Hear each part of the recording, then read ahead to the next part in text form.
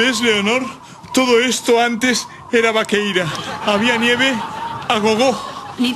¿Nieve? ¿Qué es nieve? Y allí donde íbamos, pues había canapeses, barcos, nieve.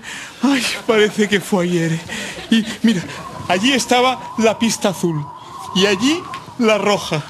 Sí, y ahí estaban las dos negras. Estás chocho, papá, porque de pista negra solo había una y no estaba allí, estaba allí. No, bueno, yo hablaba de dos brasileñas que una vez... Y aquí donde estamos nosotros, nos hacíamos la foto oficial de la familia, ¿recuerdas? Sí, sí. Mamá se ponía así, que no es fácil, ¿eh? Por cierto, ¿cuándo volverá mamá? Cuando termine el telediario. Plebeya. Mira, ya le cae el moco.